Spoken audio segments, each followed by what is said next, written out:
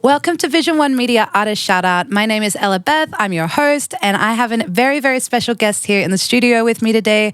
Someone who is not only a fantastic artist, who is currently releasing music and releasing all sorts of visuals and making things happen, but also a friend of mine. And without further ado, I would love to introduce Miles Away, everybody. Woo! Hey, y'all, what's up? What's up, all my international people? It's your boy Miles Away, back again, once again. Yes! That's exactly what we're So, okay, first of all, Miles Away. Your name is Miles. How did you come up with the moniker Miles Away as an artist? Okay, so this dates all the way back to my birth.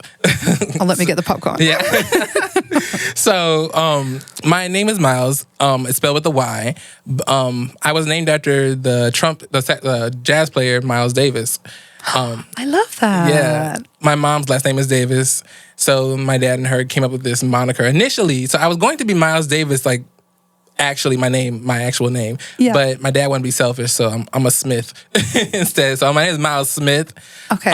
So that's where the music aspect of that came from. Away. So I don't know. I was a teenager when I was sitting there thinking about my name and my moniker. I was initially going by MAS, which is my initials. Okay. That was boring. I'm like, oh, MAS, like, that's not happening. So I really don't exactly know where Away came from. I was just finding something nice to say, and I was like, Miles Away. I'm like, oh, wait, that's nice. You know, I like that. Yeah, I like Miles it too. Away. So here we are. Miles Away, Miles away. Yeah, Miles Away. Miles away from that time, anyway. Exactly. Very so. Thank God. So how long into your career did you decide to start going by Miles Away? So I made the change of that about 15, 16 years old. That's probably, 12 years old? Okay. 12 years ago. Yeah. So that was really when I initially was starting to go by Miles Away, but I wasn't doing anything at that time. I wasn't making music. I wasn't doing it. I was just going by Miles Away. I would put out covers on Facebook, I don't know. I had a desktop to the computer, track. And you'd film on like the on the webcam? grainy webcam. Yeah, exactly. Girl, I've been there. I was like, me too. Thank God, my Facebook got deleted, so I don't have that footage anymore. Oh no! I know, it's sad, but I'm happy. But what you're putting out now is like obviously high quality. So thank you. Which is great. We love that. We love evolution of the artist. Mm-hmm. So you grew up in Idaho or Iowa? Iowa. Okay. Iowa. Born in Iowa. The corn state. Mm-hmm. It's corn. Yeah, it's corn. I love that little boy. Me too. I love him so much. Oh my God, I want to meet him and just give him a hug. Because he is the cutest thing ever. Oh my gosh. I was looking on, I was following him actually, not on social media, but I was seeing videos of him like on, I forgot what show it was, but somebody put him on Kelly Clarkson. She put him on the show, and he ended up like a lifetime of corn or something like that, or like corn. Lifetime of corn. I think he's got like a scholarship for uni later and stuff. But I think he's in a commercial to it. Probably. I was like, yes. Yes. So Miles Away and the Corn Kid are Iowa's duetting. Right? We're duetting one day. What's happening? That's Iowa's two best exports, biggest exports. Yeah. Don't get me started, because Iowa owes me reparations at this point. Oh, okay. Mm-hmm. So I was going to ask about that. You came to Atlanta, and obviously you were younger then, and you've began to be the artist Miles Away and really hone your craft and become into your art here. Mm-hmm. Do you feel like growing up in the country has any effect on your musicality? Like when you say Iowa owes you reparations, I know it's a joke, but do you feel like having that background in childhood has shaped your music? Well, Iowa itself, so I was born in Iowa. I lived there for 4 years of my life, my initial 4 years of life, and then I moved to Chicago, which is Illinois, when I was 4, lived until 11, moved down here. And then after living here until I graduated high school here, then went back up to Iowa for college. And that's really when my music took off. My music career took off, I should say. That's when it started, I should say. I went to school for music performance, and that's really where the Iowa influence, I would say, comes from. It's not so much the music scene in Iowa, because barely any, but it's more so this. I went to school there. I'm not laughing at you. I was just laughing before we're talking. Yeah, no, exactly. Sorry. No Cotton Eye Joe. That's not happening. Okay. No, none of that. No, but I was trained operatically, initially. Right. I was, I was singing orals and lyric. What's the word? I forgot the words, but I was trained in hymns and all that sort of stuff. So that's where my Iowa training came from. I took that, and when I graduated, I came back down here and met my friend Corby. Shout out Corby. We Corby. shout him out quite. He's like Bohannon. Famous on this show now. Yeah. Corby Bohannon. Is it? Yeah. See, look, is it 3 times? That's the 3rd time. 3 times. Yeah. Look at Corby Bohannon, y'all. Yeah. Shout out to Corby. I'd known Corby since I was in high school, but we linked up again, and it's just been smooth sailing from there. I should say, Yeah.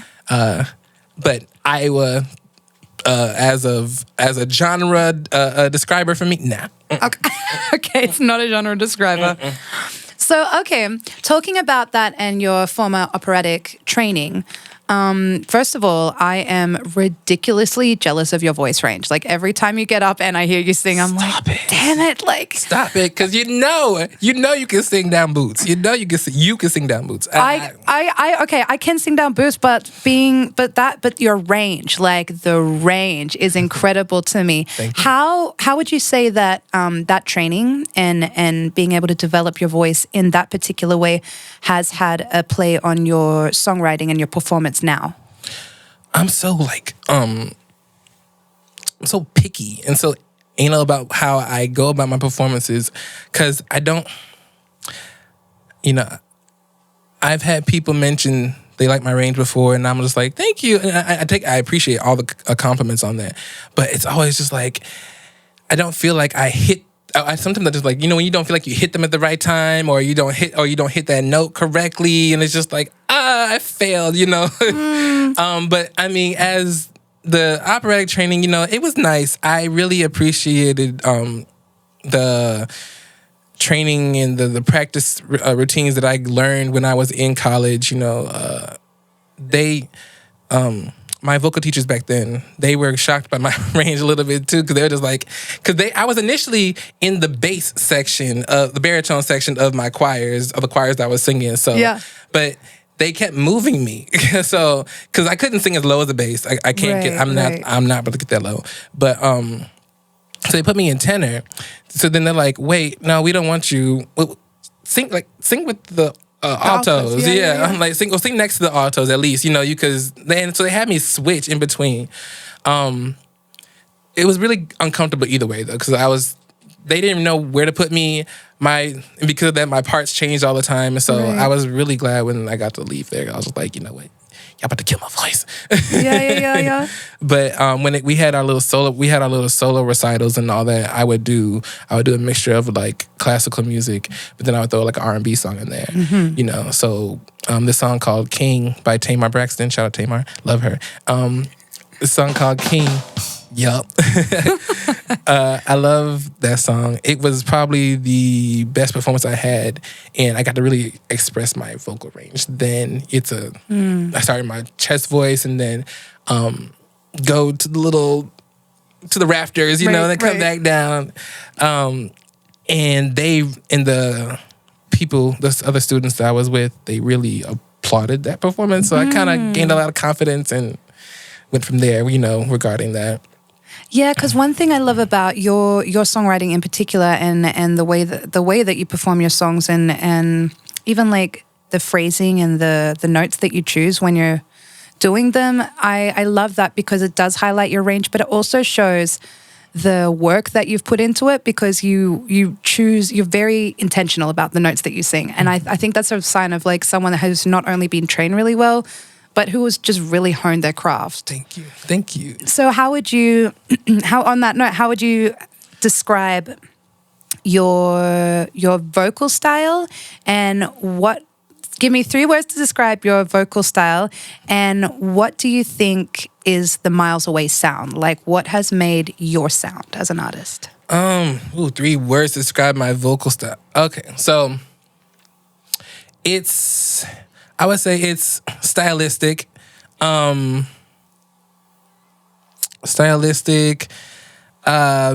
Poppy, and just yeah,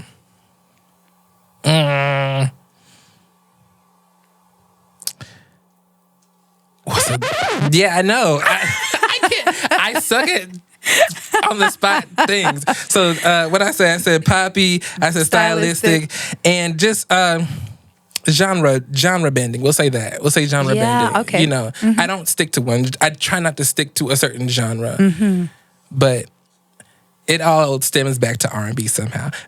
Yeah. What was the second part of the question? It was what has made like your sound as an artist? So when I was a kid, my mom had this big old stereo system that was sitting on a glass table, and I would just pop in the CDs. I had what my favorite album in life is Mary J. Blige, Share My World. I love that album. I came out the womb singing that. It came out 2 years after I came out the womb, but same difference. Right. Like, since you remember, you've known it. I know every single track, how that goes, and literally. So, Share My World, Mary J. Blige. I popped that in the player. Beyonce, first album. Fantasia, first album. Usher, third album. Those couple of albums shaped literally my whole love of music since I was a kid.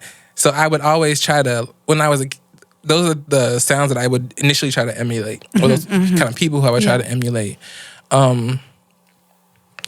So my sound comes off R&B all the time, but I'm very much into that hip hop soul kind of vibe. So I'll have like rapping elements in my music, but then I have pop music as well. So it's like I'm very like in the middle of all of those genres, Right. So it's kind of, I'm learning that balance of where I want to be in when it comes to genres. You know, I don't know.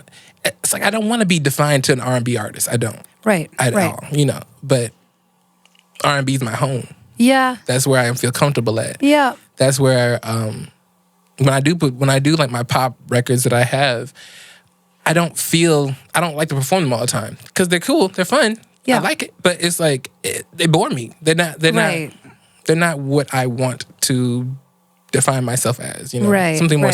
I found R&B more serious, more intensive, more. You know, just.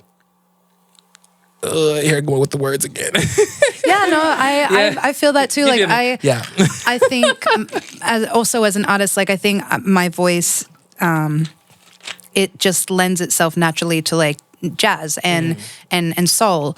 But I love to sing, you know, country and stuff. Like I don't just want to be a jazz and soul artist. Like throw something at me and let's see if we can slay it, you know? Yeah. So in regards to your songwriting and your performing and everything, okay, I want to get on to like I want to talk about all the things. Okay, let's go with your songwriting first of all. So you have had a few releases last year. Can you tell me a bit about your recent releases? So I just released in this December, something like that. Excuse me, excuse me. Yeah. I just released my new song, Bad Decision. That is actually one of my favorite songs. It's a slow R&B track, has a little Sade sample on there. Yeah. And that's my baby. I wrote that song, 2020, 2019. Okay. It was in that first little rap of songs that I've wrote. And I've been wanting to get that out for the longest time. But I never really found the perfect moment to, you know, so like it didn't feel right to do it before because I was so early on in my artistry and I didn't want it to sound bad. Right. I should say bad. I wanted it to sound as good as I could at that, you know, as I could. So I held back from it, but I finally released it. And the music video's out on YouTube. Yeah. Visuals are sexy. Like, come on, fire. I'm showing body. Yes. I'm showing body. It's got a familiar face on there, Shay. Shay, you know. That's my girl right there. She's helped me out, of course. Again, shout out to Corby. He helped me out with that. Yeah. He was gonna be in the video, but he couldn't make it. What? I'm gonna call him out right here. You better be in the next one, huh? We'll see. It's just a slow R&B track talking about all my exes want to text me. Why? Like, why do you want to text me? Why you want to hit me up? I had a moment before when it was actually was it last year? It was last year where June, I had literally, it was like a week worth of all my exes just hit me up out of nowhere. I don't like that. Like, I don't like that. Don't spin the block on me. Don't talk to me. Don't talk to me. No, I don't like that. I feel like once everything's been established, we're not talking anymore. We're done. However we ended it, if it didn't end great, then don't talk to me. I don't want to talk. Right. So literally, it was like they all hit me up out of nowhere, and so. They just know that you're doing good and you're doing your thing and you're like running it. That's how I feel. That's how I know I'm doing it. Once those people start spinning back and start seeing things and all that stuff, I just and they're like, oh hey, it's like, oh now you want to hate me? Like, it's just let me just write another song about you. A terrible song. I literally. So that's really what that's. Even though I wrote that song before that moment, but it's just. That's just the defining thing where it happened before. All these people just come out of nowhere, hit you up out of nowhere. It's a very relatable song, I feel like, where they just come, where you're just like, don't talk to me. We don't talk to each other. And in the video, it's kind of like a little comedic moment where I throw pie on on my 3 exes. And so I don't know why I literally that video. I think I mulled over that video for like 3-4 months. Again, because I'm so picky and indecisive. I did the script and it went through like a whole lot of different phases to where it ended up then and the pie scene was like really off the cuff. Literally, I was talking to my videographer and I was just like, we should do a pie scene. And he's just like, what? I'm like, yeah, like just pie. You heard me. Yeah, you heard me. I said what I said. Pie. Yeah. And so, yeah, it was very fun, you know. Okay. Well, I had my mother in there too. If my mother was in that video too. Sure. Oh, that was your mom. Oh, cool. The one, the little cheetah or the leopard thing she had on. Cameo. Okay. Yeah. So. Talking about your songs and your releases and stuff, there's one song that I really love, "Touching on Me." What was the inspiration behind that? I've always wondered. Touching up, which is a banger, by the way. Like, it's a freaking banger. Talking about range, like, woo! I'm like, come on.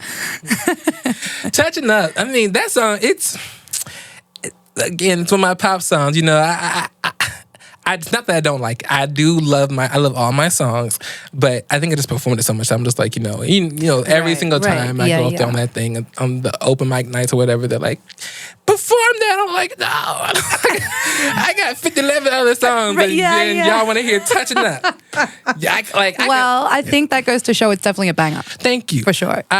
So Touching Up, I wrote that song again a couple years ago. I didn't really want to record it, honestly. I think me and Corby were just going through the motions of like, oh yeah, what song are we going to do one day? And I played him the beat and he's just like, and I sang the song and he was just like, we need to do that one. I'm like, okay, why not? I mean, it was just something to do that day. Yeah. And so we did. I had recorded my vocal, but then I was like, we need to get a female vocalist on here. So I had my friend from high school, her name is Kalia. She great singer, great everything. Like, to me, she's like a younger Keke Palmer to me. She does literally everything under the sun. But I asked her if she wanted to be on it, and she did. She sang beautifully on it. Thank you. I remember she's so used to like musical theater and all those kind of things. So her voice was very geared in that aspect. So I remember just being in the studio with her. I had to me and Corey had to like you don't got to sing it so seriously or right. you know, change it into like a pop radio voice, you know, if you can. Right. So that was, it was fun to like actually sit there and like give notes and take notes and just, you know, bounce ideas off of people. So I really don't do that, honestly. When it comes to my songwriting, I'm really like a hermit. Right. Yeah, do it. I feel you. Like I'm the same kind of like, I mean, it's not because I'm precious about it. It's just because I think I get so in like my own cycle of like, okay, like I've got this idea, so I have to get it all down rather than be like, I've got this idea. Can anyone help me? But so I feel you on that. Yeah, I don't. I'm like very particular. I'm not gonna talk. I take a little bit of. I like taking criticism, but when it comes to my songwriting, I always feel like I'm like, don't bug me about that. Right. Like, you either want to listen to it or you don't. Like, that's exactly. it. Like, it's my song. Right. You know? And of course, you know what? And it's personal because it comes out of our spirits. You know, those of us who are creative in the world, we really put all our heart and soul and energy into these things. And yeah, like I feel you on that. Yeah. So, before we wrap up, I just wanted to ask if you'd be able to share with our audience all of your social media, where to find like your recent releases, so they can go and listen to Miles Away in all of your glory. All right. So you can find me at Miles Away, Miles with a Y, Away with an I, on Instagram and TikTok and YouTube. That's the only ones I got. Don't go anywhere else. Twitter, all that. Nah, it's just that. TikTok, YouTube. TikTok, and Instagram, yeah. YouTube. TikTok, Instagram, YouTube. Miles Away, MYLES AWAI. Same thing for all streaming platforms. And oh yeah, I probably should look at the camera right now. Oh, hey. Yeah. Hey. Yeah. So y'all caught that already. But all streaming platforms, Miles Away, MYLES AWAI. Y'all check it out, please. Run up them strings, buy them songs, support your local artists. Absolutely. Yeah. Huge shout out for saying that. But thank you so much for being on our show. Thank you so much for coming and being a guest and sharing a little bit about yourself.